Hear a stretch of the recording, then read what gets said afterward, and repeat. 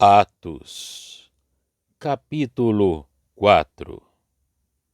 Estando eles falando ao povo, sobrevieram os sacerdotes, e o capitão do templo, e os saduceus, doendo-se muito de que ensinassem o povo e anunciassem em Jesus a ressurreição dentre os mortos.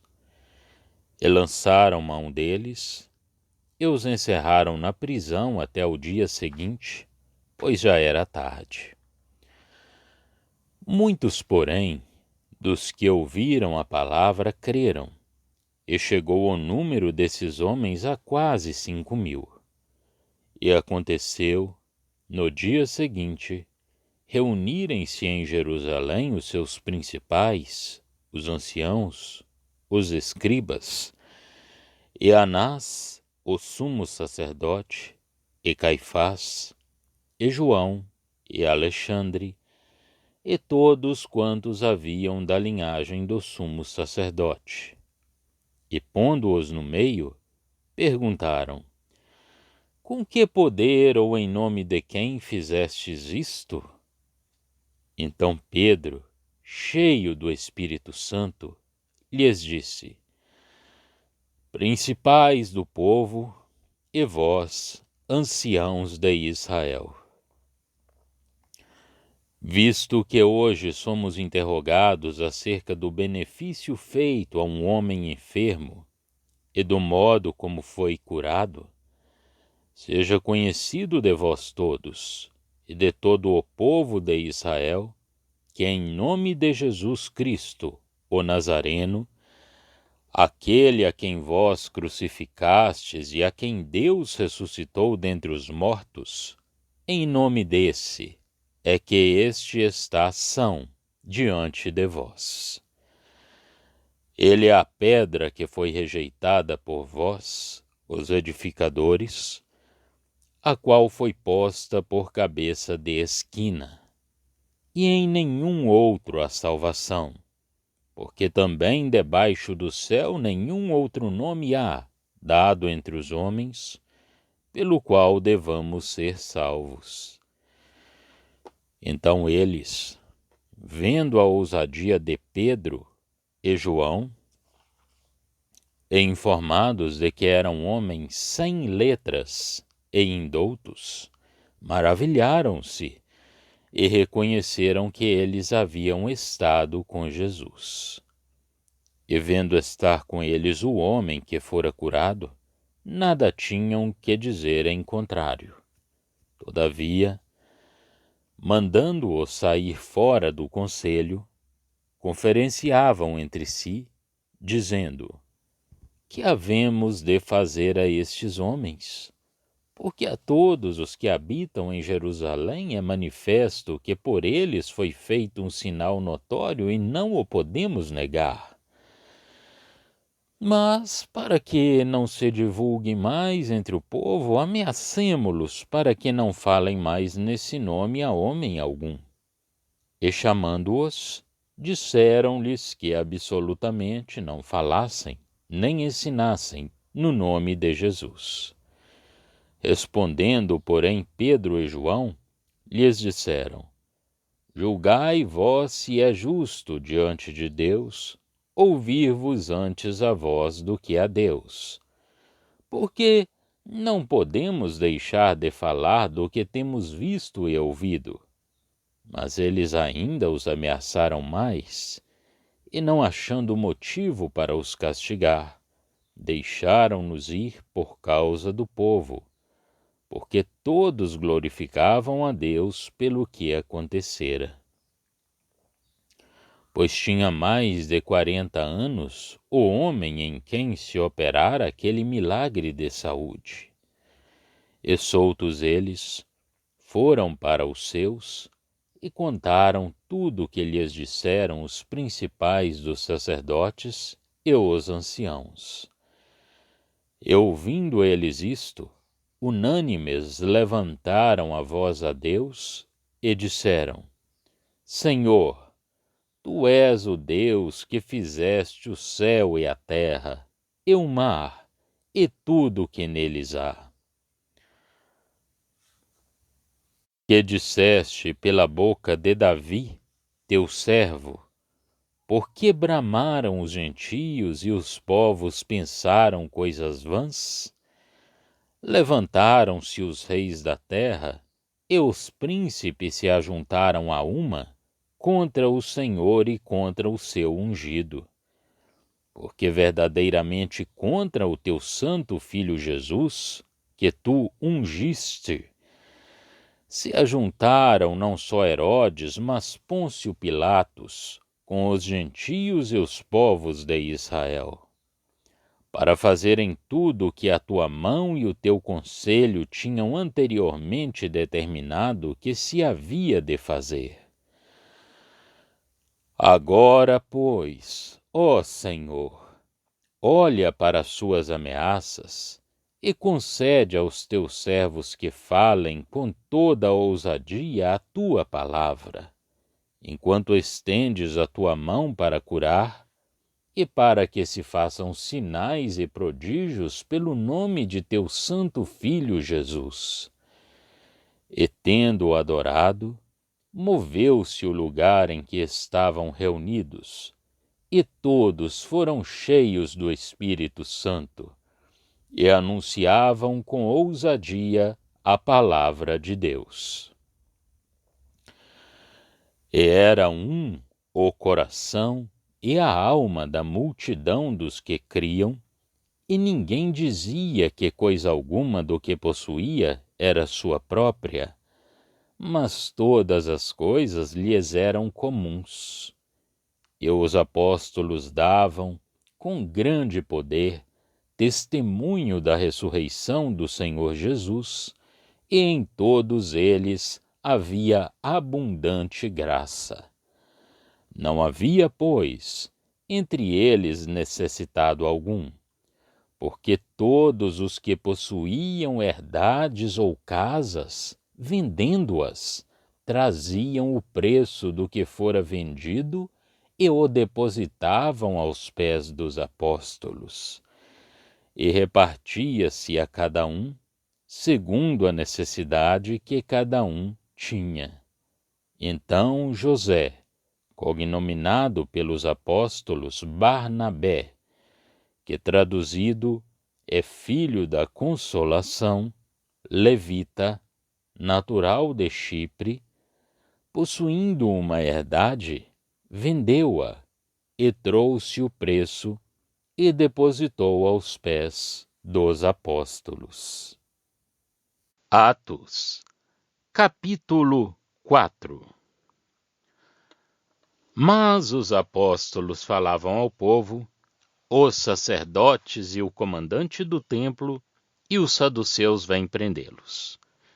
Estavam alarmadas por eles pregarem a ressurreição, que a sua incredulidade e o seu sistema dogmático não aceitavam. Os apóstolos são metidos na prisão porque era já tarde. A esperança de Israel fora posta de lado. Por muito grande e muito paciente que ela tenha sido, a graça de Deus falara em vão. Não obstante, muitos de entre aqueles que tinham ouvido a palavra de Deus creem, e já 5.000 homens confessam o Senhor Jesus. Vimos a mensagem de Deus, em sua graça, enviava a Israel pela boca de Pedro. Vamos ver agora não só o acolhimento que ela recebeu da parte dos chefes do povo, acolhimento já assinalado, mas também a resposta deliberada do coração destes, se coração lhe podemos chamar.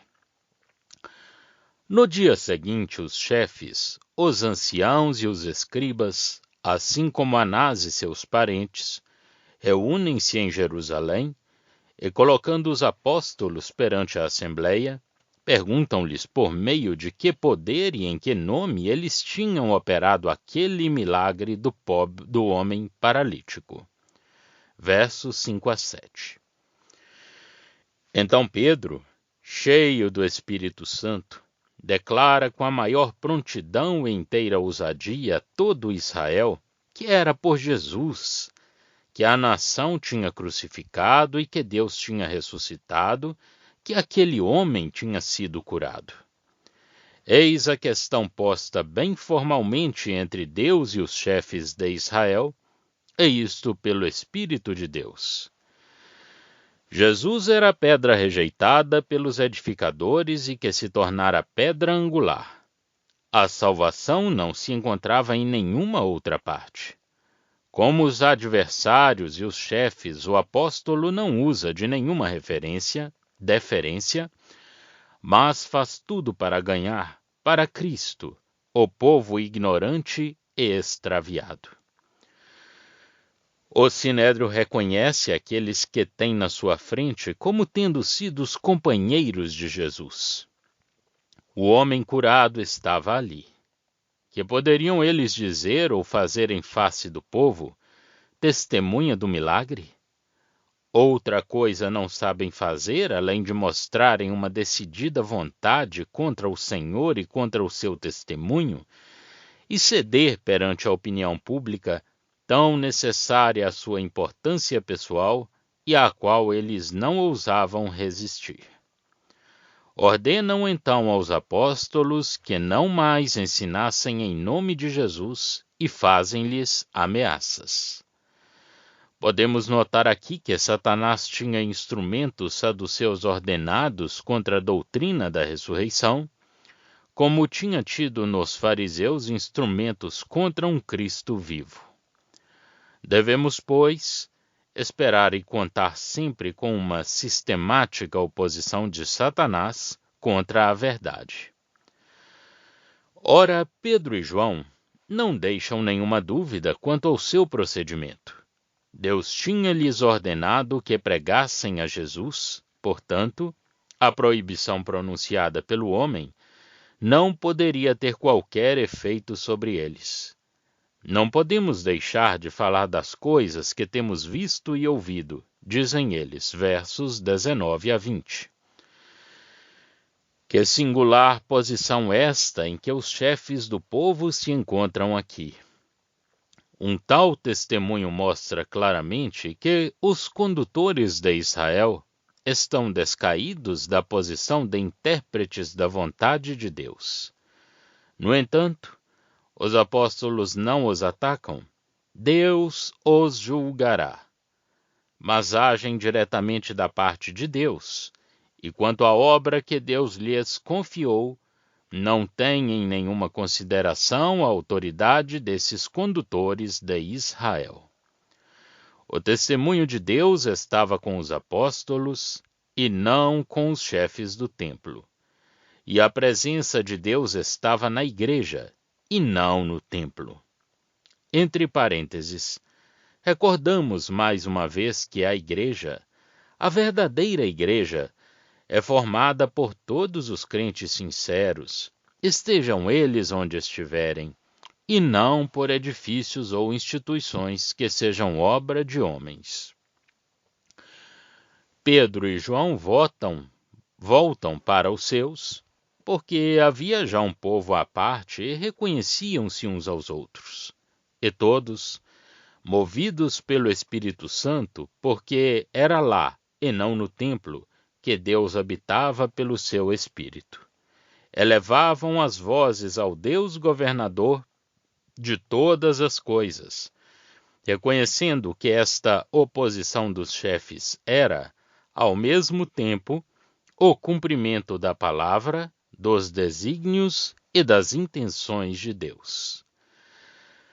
As ameaças de que eram objeto constituíam ocasião para pedirem a Deus que manifestasse o seu poder em relação com o nome de Jesus.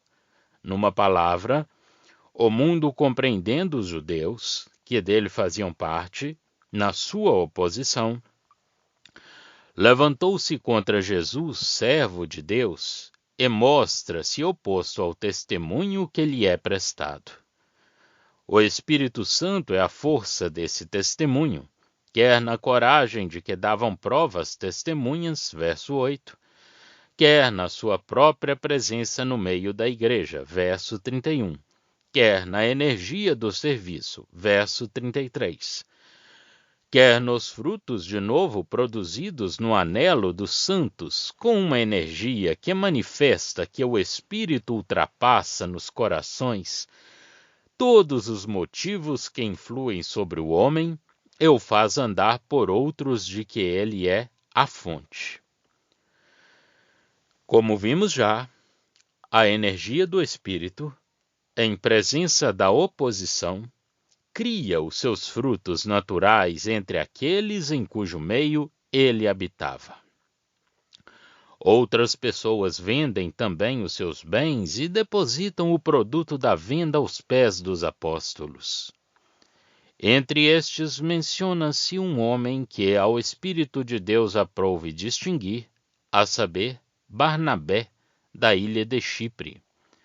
Em suma, o capítulo que acabamos de percorrer verifica, por um lado, o estado espiritual dos judeus, a rejeição que eles fizeram ao testemunho que em graça lhes foi dirigido, e, por outro, o poder do Espírito Santo na presença de Deus e a sua direção entre os discípulos.